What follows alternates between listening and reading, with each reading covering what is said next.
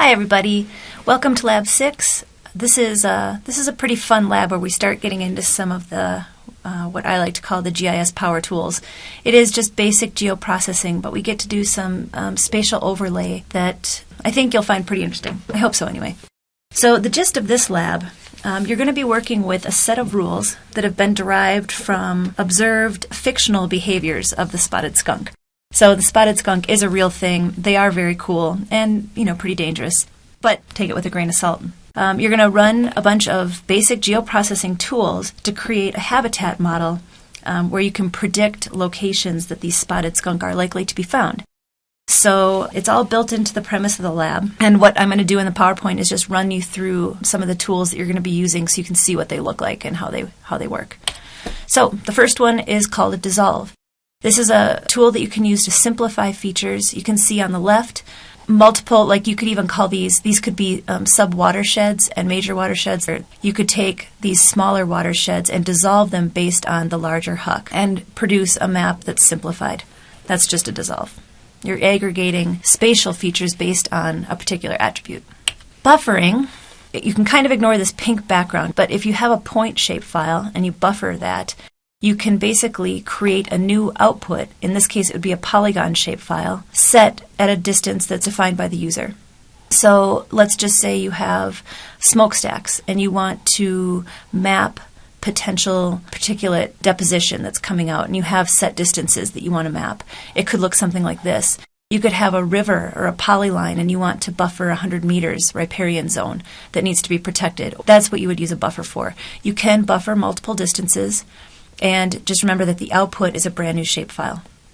When you're running the buffer tool, you do have the option to set a dissolve type. So these are just two examples. If you have a road feature class, often streams and roads, any kind of network like this, is broken into little reaches or line segments. And it might look like one continuous line, but it actually is multiple segments, each with its own record in the attribute table. If you choose to dissolve none when you run a buffer on a polyline like this, you get a bunch of overlapping buffers that are basically going around each line segment.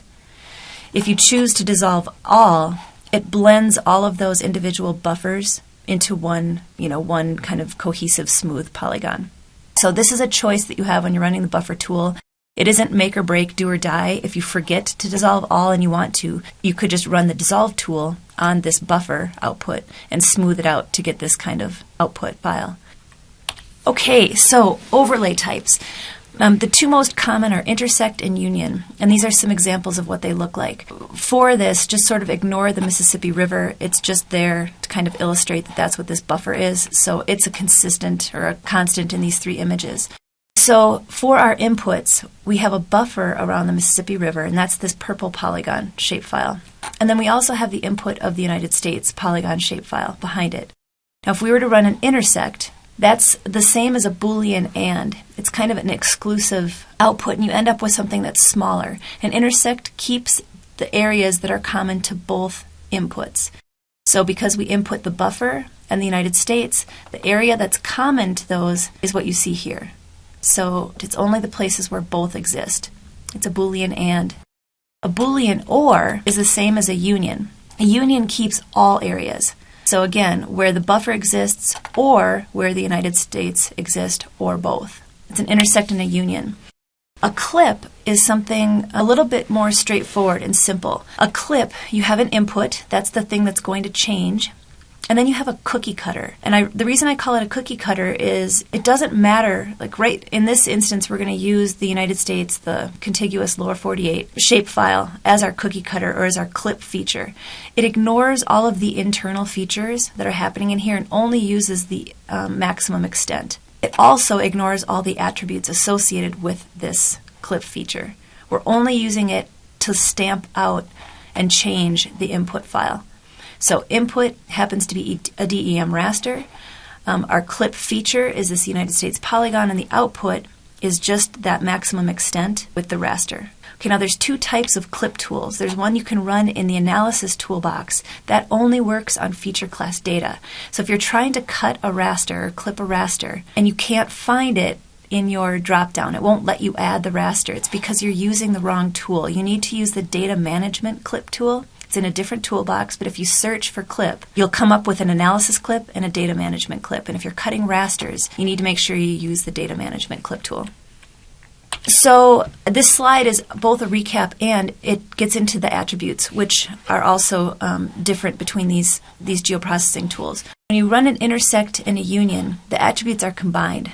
So what I mean by that is if you are intersecting this blue polygon shapefile and this yellow polygon shapefile, remember the output is exclusive. It's only where they both exist. The attributes, though, from both input feature classes are preserved and carried forward, but only in this smaller area. In a union, the attributes of both input layers are preserved and carried forward for the entire area that these two things exist. The clip is really different. In a clip, like I said, the cookie cutter or the clip feature is only used as a stamp, and it's ignored in almost every other way. So your input could be a point file, it could be a line file, it could be a polygon shape file. The output only contains the attributes of the input feature class. The attributes are not combined. That's pretty much it. For this assignment, you're producing a formal map exported to PDF, and this is with title and your name and credits for the data source. But you're also submitting a text document that has answers to, I think, 4 questions that are posed in the lab and a screenshot showing a snapshot of your analysis. Remember to crop that, expand it, and caption it with a description of the symbology and the analysis that's going on, and make sure you include some credits for your data sources. And that's it.